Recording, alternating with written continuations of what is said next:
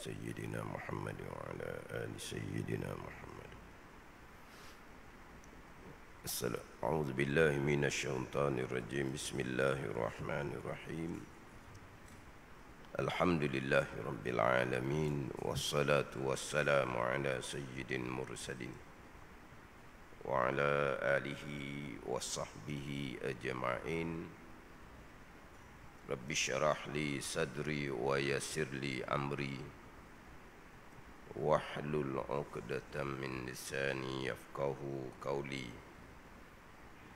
سبحانك لا علم لنا إلا ما علمتنا إنك أنت العليم الحكيم. ولا حول ولا قوة إلا بالله العلي العظيم. InsyaAllah kuliah maghrib pada malam ini menyambung pengajian kitab Minhajul Abidin karangan Imam Ghazali rahimahullah yang diterjemahkan oleh Syekh Daud Al-Fatani rahimahullah, muka surat 12. Muka surat 12, baris yang ke-16 daripada atas. Muka surat 12, baris yang ke-16 daripada atas.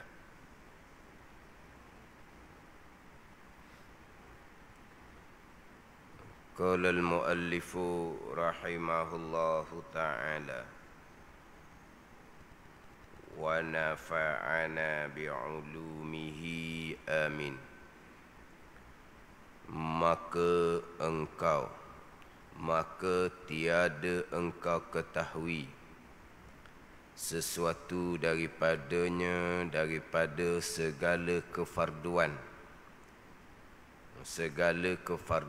syariat batin. Tiada engkau ketahui dengan fatwa orang yang berpagi ia. Dengan fatwa orang yang berpagi ia. Dalam terjemahan Jawi itu ada melainkan. Macam mana dengan hak Minhajul Abidin yang dirumikan? Ada tak melainkan? Ada melainkan. Hak Minhajul Abidin hak dirumikan tu ada melainkan. Jadi melainkan tu buat bulat lah, buat bulat. Tak ada dalam hak asal Minhajul Abidin perkataan melainkan tu tak ada. Mana buat bulat. Buat bulat jangan potong. Dia kalau ada tersalah cetakan. Situlah bukan tersalah penterjemah kitab Minhajul Abidin Syekh Daud Al-Fatani, bukan. Jadi dalam terjemahan Minhajul Abidin terjemah Syekh Daud ni dia banyak sedikit lah. Ini salah cetakan. Sebab pengarang dahulunya, orang-orang dahulu kitab ni dengan tulisan tangan. Lepas tu terkadang kita berjumpa dengan kitab-kitab lama yang mana kitab tu adalah tulisan tangan. Cuma kita tak berapa perasan ianya tulisan tangan kerana macam cetakan super sungguh-sungguh. Kalau macam kita ni menulis, ada masa strik, ada masa sengit, ada masa comel, ada masa bolong. Itu tulisan tangan kita. Orang dahulu punya tulisan tangan, kalau kita tengok bertukar kita dengan cetakan. Sebab apa? Sama dia tulis. Jadi orang-orang dulu, kitab-kitab lama dahulu, mereka tulis dengan tangan. Kemudian dihantar kepada kilang pencetakan, dipanggil tau. Kilang pencetakan itulah Kitab Jawi satu kekurangan dianya adalah cetakan tu dia terkadang ada kesilapan dia. Ada kesilapan. Jadi maknanya kalau kita mengaji kitab-kitab Jawi, kemudian ustaz yang mengajar tu perbaiki. Jangan salah faham. Bukan perbaiki hak tuan punya kitab. Bukan perbaiki hak terjemahan Syekh Daud Al-Fatani, bukan. Perbaiki cetakan. Faham tak ni? Perbaiki cetakan. Sebab ada orang dia salah faham, pandai-pandai nak perbaiki kitab orang. Ada kalau bijak sangat, tak usah duk pakailah kitab orang lain. Buat kitab sendirilah. Guna kitab orang lain. Kemudian pandai-pandai pula nak perbaiki. Ada kalau pandai bijak sangat kok, buat kitab sendiri, jangan guna pakai kitab orang lain. Itu salah faham. Kenapa timbul seumpama tu? Sebab yang berkata seumpama tunya kitabnya kosong, tidak berguru. Kalau kita berguru kitab, kita mengaji kitab-kitab Jawi ni, memang banyak baiki. Banyak baiki. Kitab Jawi Munyatul Musalli, kitab Jawi Faridatul Fara'i, kitab Jawi Wisyahul Afrah, kitab Jawi Matla'il Badrin. Contoh laginya kitab Jawi Hidayatus Salikin. Ini saya nak sebut terdahulu ni. Kemudian kita sama baliklah kitab Minhajul Abidin ni. Kitab Jawi Munyatul Musalli ada cetakan Penang, ada cetakan Fatani, ada cetakan Singapura. Dia cetakan yang berbeza ni kita boleh tengok dah di dalam tu. Ada yang tak sama. Mana kalau ada tersalah cetakan, kita tengok pada cetakan yang lain, molek. Gitulah. Faham ni? Dia terkadang terkurang satu perkataan, terkadang lebih satu perkataan. Terkadang perkataan tu ejaan dia tak betul. Terkadang bukan kurang satu perkataan, terkadang kurang satu baris. Satu baris tak ada. Sebagai contoh, saya buat besok contoh kitab Wisyahul Afrah. Satu baris tak ada. Tapi apabila tengok Wisyahul Afrah cetakan lain, cetakan dalam kitab Kasful Lisan.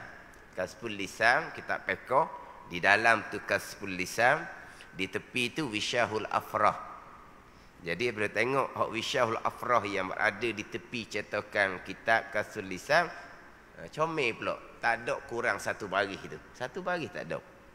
Bayangkan, itu salah cetakan.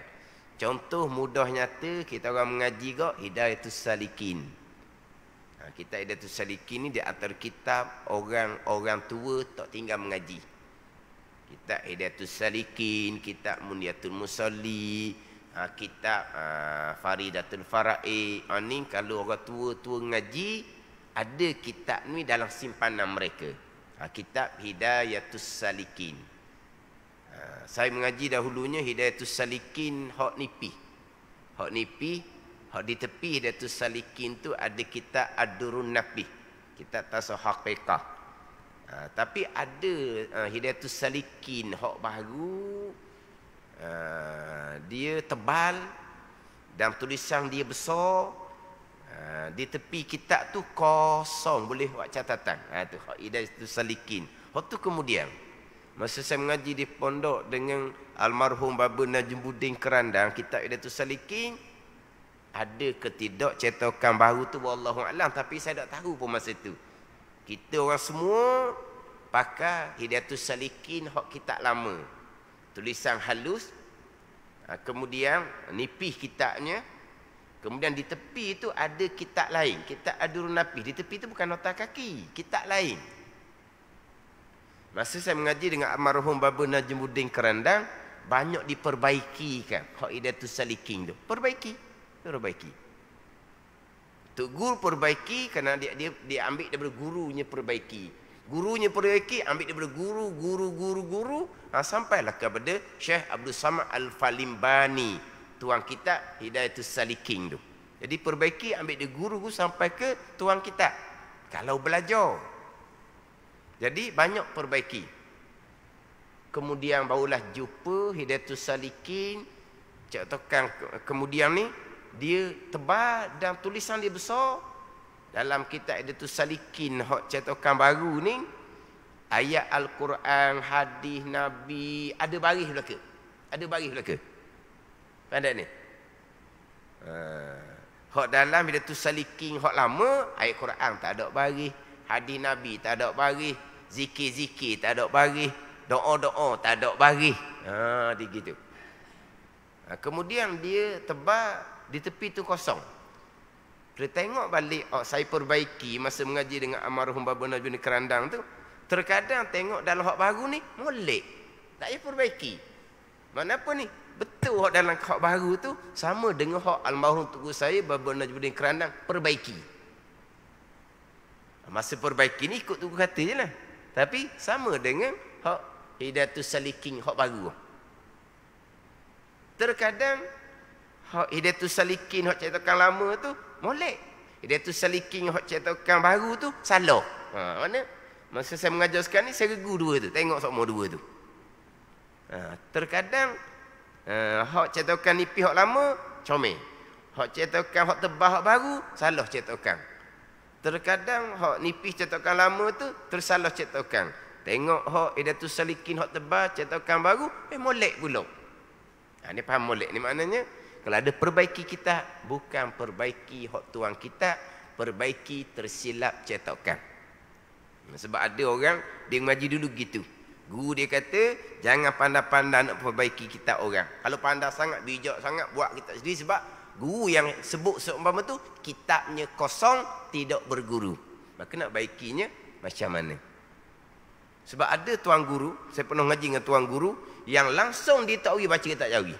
Dia tak tahu baca kitab Jawi. Masa saya mengaji dahulu tu, mengaji kitab Arab belaka. Dia tak tahu baca kitab Jawi. Sebab apa? Banyak salah cetakan. Jadi tu pun tak baca kitab Jawi. Hanya baca kitab Arab je. Mana dia punya kekurangan kitab Jawi ni berkaitan dengan cetakan. Jadi ada perbaiki ni, tapi perbaiki pun jangan robah. Jangan robah. Jangan potong kurang ada gitu. Buat kurungan, buat bulat gitu sudahlah. Kalau boleh catat di tepi. Jadi melainkan ni tak ada lah melainkan ni. Ini ayat dia gini. Maka tiada engkau ketahui sesuatu daripadanya dengan fatwa orang yang berpagi ia dengan bersegera bahagiannya itu, hal keadaannya sangatlah kasih hingga jadilah segala ma'ruf itu mungkar dan yang mungkar itu jadi ma'ruf. Ayat kita ni payah sikit lah sebab saya berhenti minggu lepas ni tak kena stesen sebenarnya. Saya berhenti tak kena stesen. Tapi dah cukup masa kita faham lah. Kuliah maghrib di Masjid Abi ni kita faham lah. Live dalam Suara Masjid Terengganu FM. Cukup masa kena berhenti. Jadi berhenti ingat ke kena stesen dah. Stesen tak kena sebenarnya. Mana kena undur sikit saya baca tadi. Kena undur sikit. Kena undur minggu lepas. Mana minggu lepasnya. Ambil daripada awal sikit lah biar panjang pun. Maka apa hal engkau? Ni Imam Ghazali persoal. Maka apa hal engkau? Macam mana kelakuan engkau? Sya'an engkau? Berhadap kamu atas medan puasa. Kamu bersembahyang tak tinggal 5 waktu. Kamu berpuasa Ramadan, kamu tak pernah tinggal.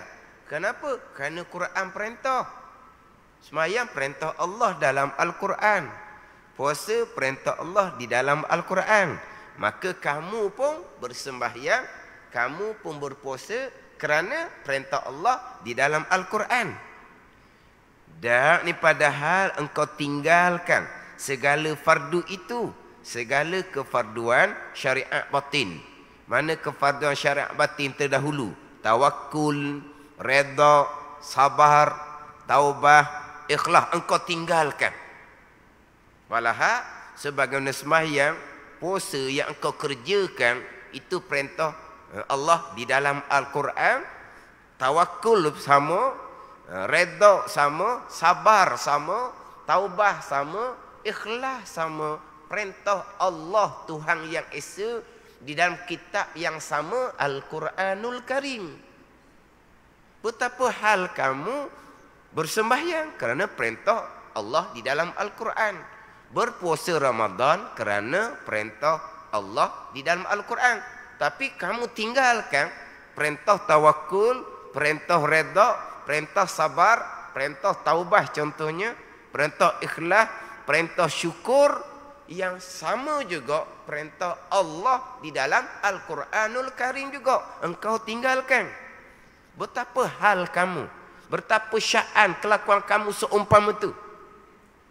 Semayang, puasa kerana taat perintah Quran. Tapi macam mana dengan ketaatan batin? Tidak kamu tinggalkan, kamu tidak kerjakan. Kamu kata kamu nak taat akan Allah. Kamu nak taat akan perintah Al-Quran. Allah bukan hanya memerintah semayang puasa. Allah memerintah juga segala kefarduan, kewajipan, hak ibadah batin. Ini kita bicara hak ibadah batin ni. Hak semayang, hak puasa itu ibadah zahir, pekah. Itu perintah Al-Quran, perintah Allah dalam Al-Quran. Sekarang bicara pada ilmu yang ketiga, berkaitan dengan ibadah batin. Ibadah batin dalam ilmu tasawuf pun sama juga. Perintah perintah Allah di dalam Al-Quranul Karim, tapi engkau tinggalkan. Dan disuruh dengan keduanya, disuruh dengan sembahyang puasa daripada Tuhan yang Esa, Allah Subhanahu wa taala, dalam kitab yang satu dalam Al-Quranul Karim. Tetapi yakni bahkan engkau lupa daripadanya, daripada segala kefarduan hak ibadah batin. Lupa. Maka tiada engkau ketahui sesuatu daripadanya, sesuatu daripada ibadah batin. Semayang tahu, belajar semayang. Puasa tahu, belajar puasa. Tapi hak bak tawakul, bak redha, bak sabar, bak taubah, bak ikhlas, engkau lupa akan dia. Maka tiada engkau ketahui sesuatu daripadanya. Jadi kenapa engkau lupa? Engkau lupa ni dengan takluk situ. Dengan fatwa orang yang berpagi ia dengan bersegera bahagian habuang daripada dunia itu. Hal keadaannya, hal keadaan orang yang berpagi tadi ni sangat kasih akan dunia. Dengan fatwa, dengan ajaran orang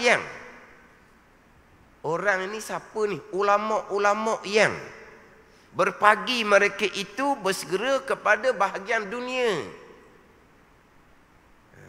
Ulama-ulama yang sama ada tidak mempedulikan ilmu yang ketiga, ilmu tasawuf, hanya belajar ilmu tauhid belajar sampai jadi alim, ilmu fiqh belajar sampai jadi alim, tiba-tiba tak belajar ilmu yang ketiga, ilmu tasawuf. Ataupun terkadang belajar sangat tetapi tidak beramal dengan ibadah batin. Ilmu ada, CJ pun ada, tapi beramal dengan ibadah batinnya tidak. Jadi kenapa jadi orang lupa dan tak tahu berkaitan dengan kefarduan ibadah batin ni dengan fatwa, dengan ajaran orang yang ulama yang berpagi ia dengan bersegera bahagiannya itu, bersegera bahagian daripada habuan dunia. Hal keadaannya, hal keadaan orang yang berpagi tadi, ulama ni sangat kasih akan dunia, hingga jadilah segala makruf, benda yang baik itu mungkar, dan yang mungkar itu jadi makruf. Hak mungkar, perkara yang tidak diredai oleh Allah, jadi makruf, jadi perkara baik pula.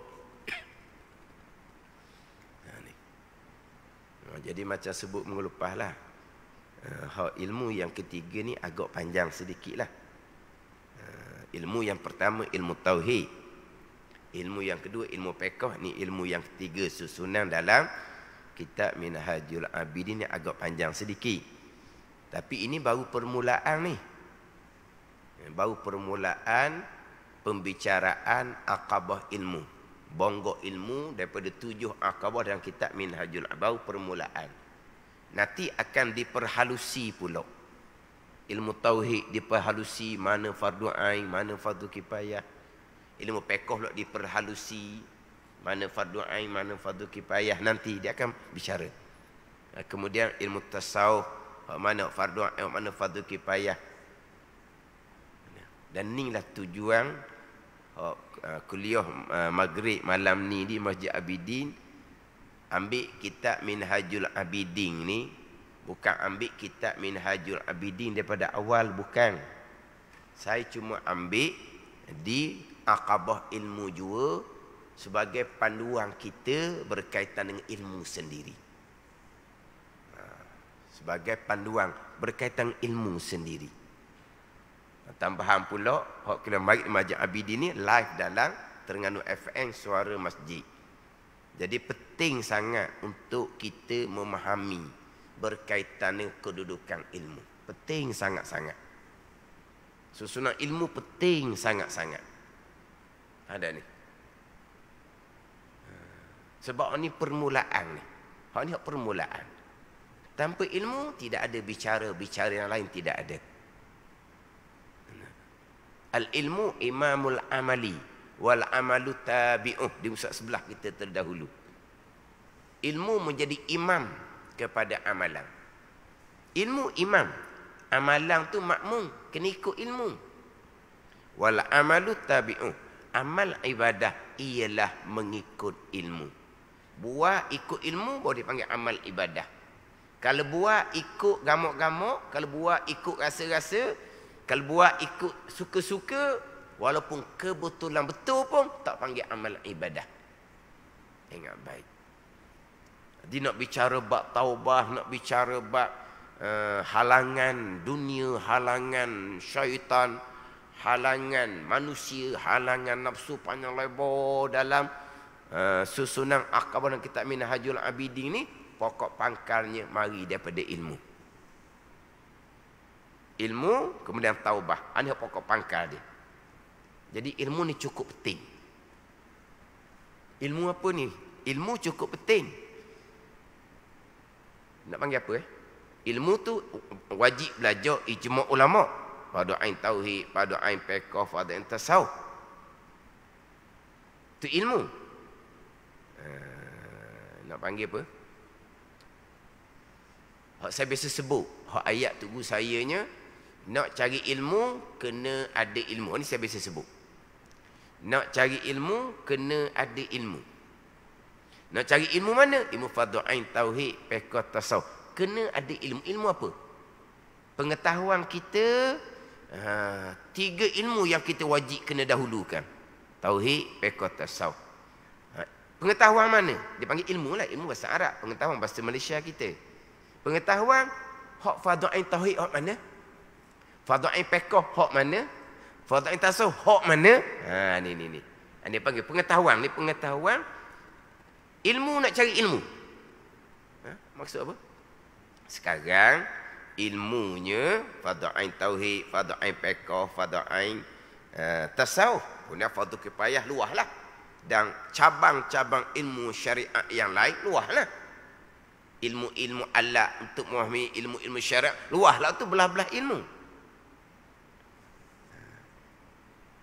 Hak ilmu pengetahuan nak tahu. 3 ilmu tauhid, fiqh, tasawuf ni, hak mana fardu ain, hak mana fardu kifayah, hak mana hak sunat kita belajar.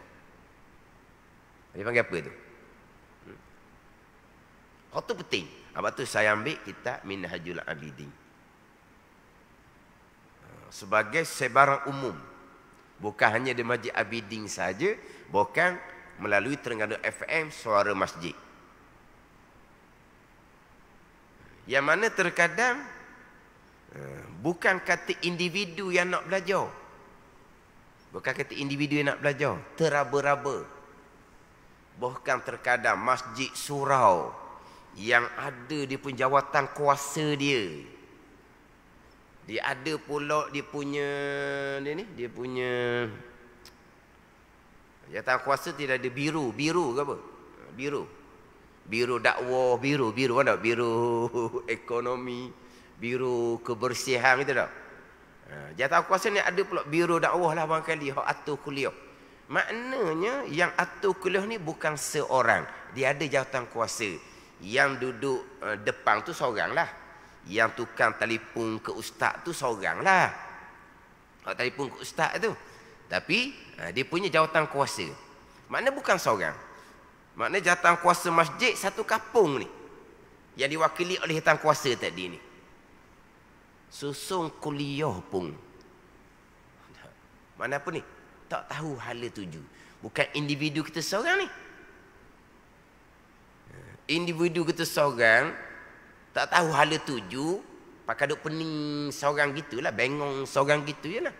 Tapi kalau satu organisasi, kau panggil apa gitu? Ini masjid satu organisasi yang penting dalam masyarakat. Kadang-kadang nak jadi pengurusi masjid, isu masjid, AJK masjid, kadang-kadang ramai orang nak berebut. Pentingnya organisasi masjid ni. Tapi sampai masa nak atur kuliah, teraba-raba. Kalau teraba-raba individu seorang diri, pening, bengong seorang diri. Bila yang atur kuliah masjid tu teraba-raba, pening jadi bengong habislah. Ahli jemaah satu kampung. Ada ni. Sebab apa? Ni, tak ada ilmu macam dalam kitab Minhajul Abidin ni. Ilmu berkaitan nak susung ilmu kuliah mana? Tauhid, fiqh, tasawuf. Betul lah tauhid, fiqh, tasawuf. Hak mana fardu ain?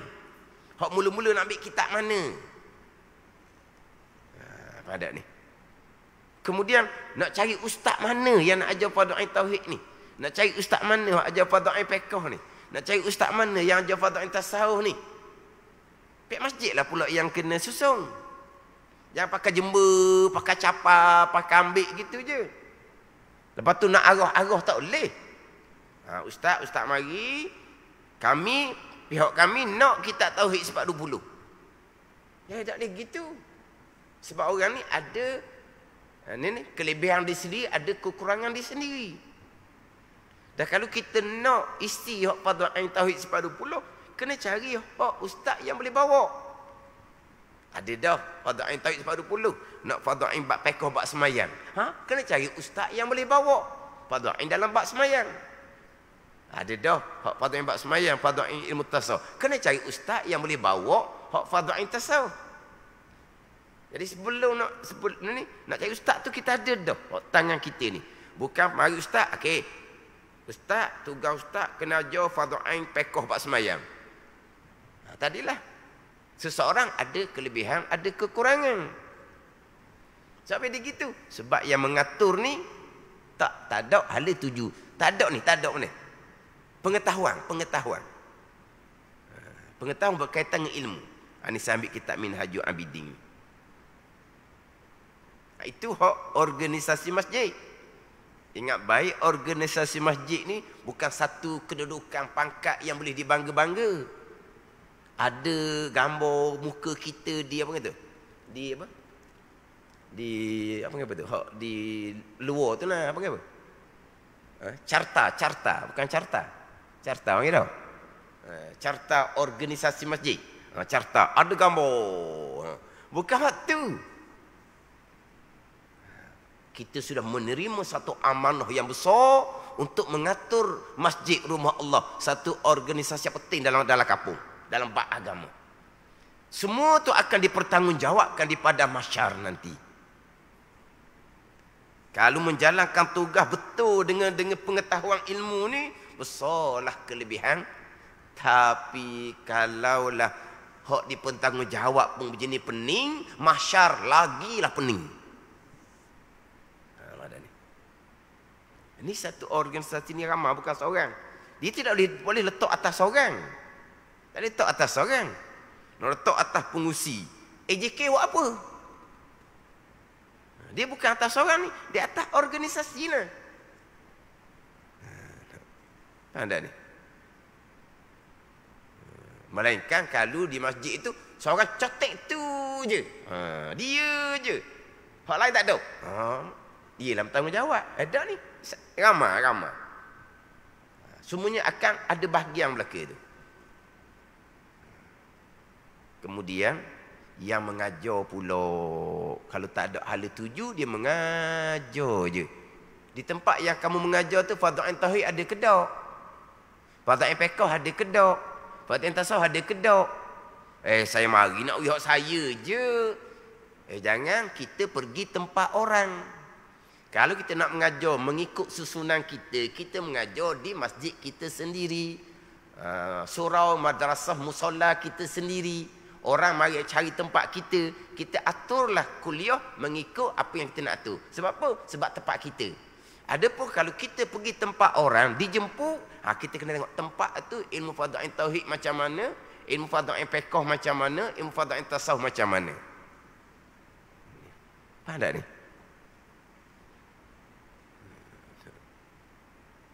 Kuliah tiap-tiap maghrib. 30 malam, 30 ustaz yang berbeza. Goh. Orang yang selebriti. Tapi, mana fardhu ain tauhid? Khusus. Tak ada. Fardhu ain fiqh khusus? Fardhu ain tasawuf khusus? Ini saya ambil kitab Minhajul Abidin. Itu tujuannya. Biar kita faham. Kita faham ni, kita atas nama individu. Atas nama individu. Tadi tu cerita hak organisasi, cerita orang mengajar. Kita sendiri mukallaf. Kita bertanggungjawab atas diri kita sendiri, yang akan kita dipersoalkan di hari akhirat.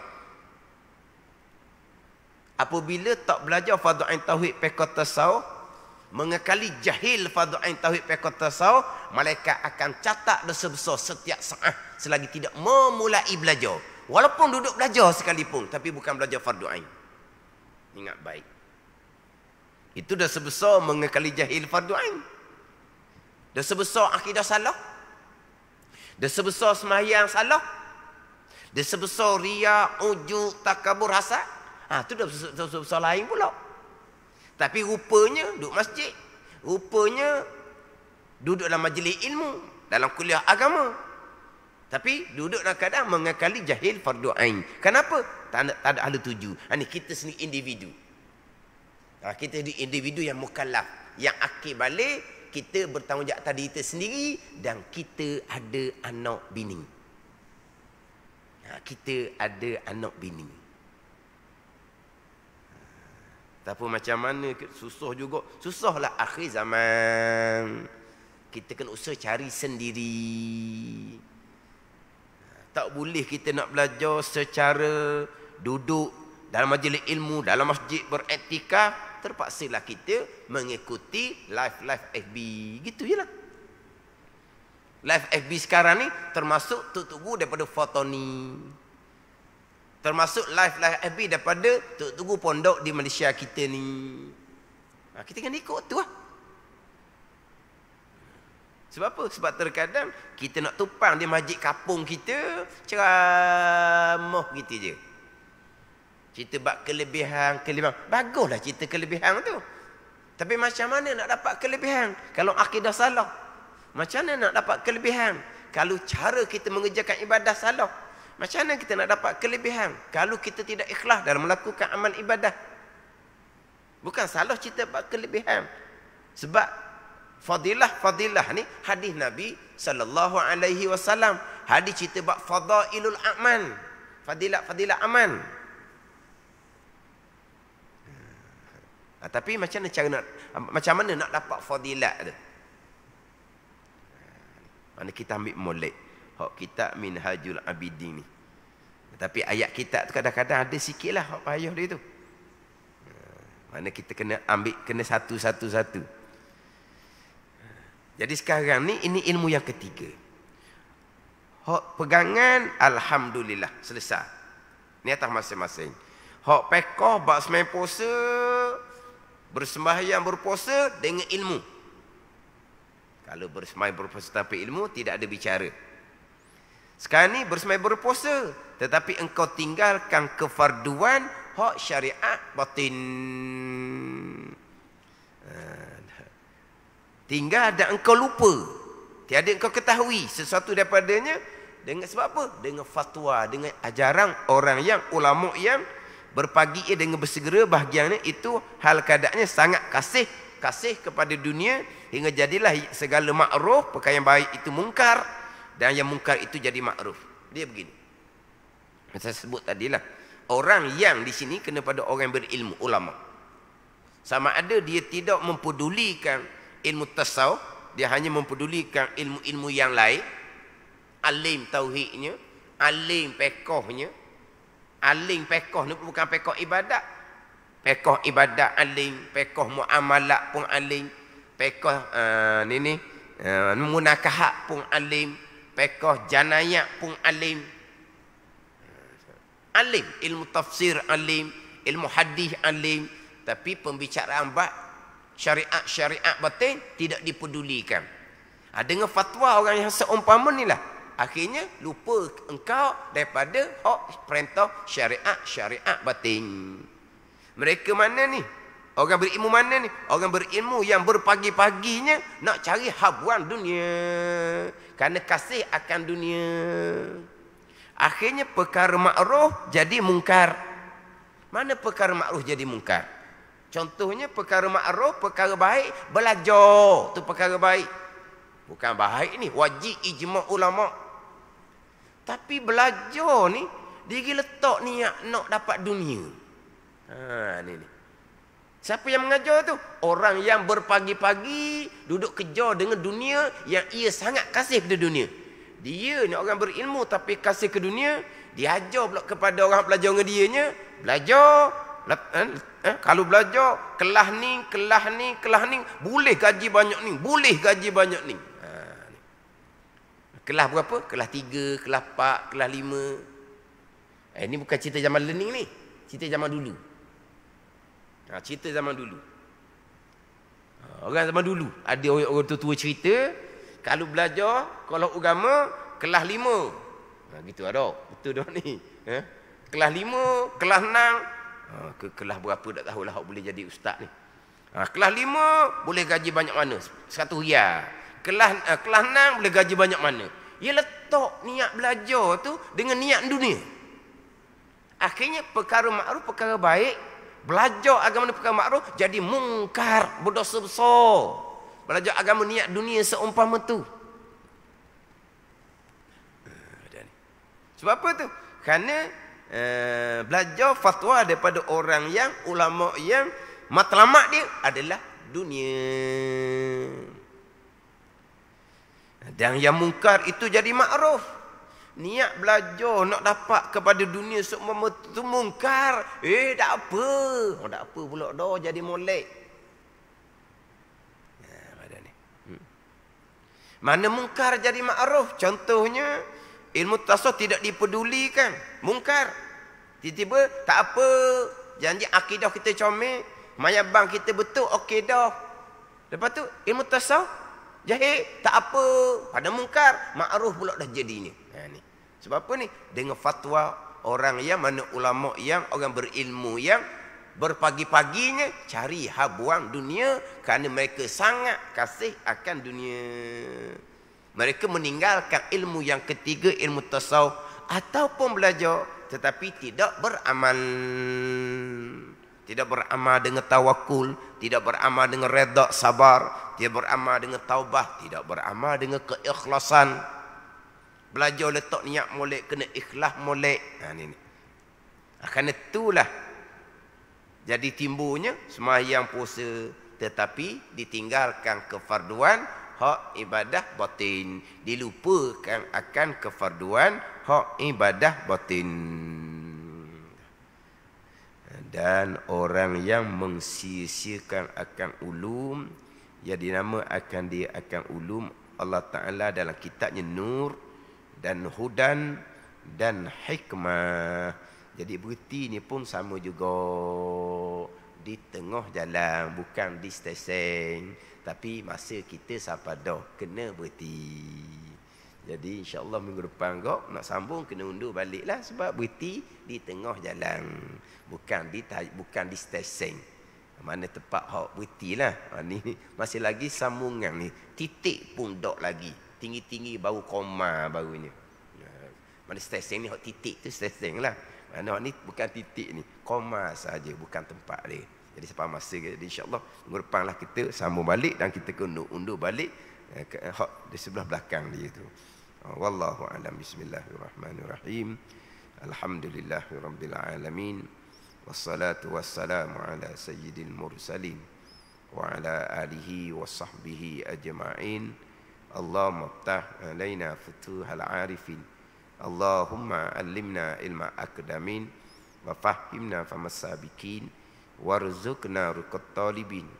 Allahumma zidna ilman wa alhiqna bis salihin. Wa sallallahu ala sayyidina Muhammadin wa ala alihi wa sahbihi wa sallam. Walhamdulillahirabbil alamin.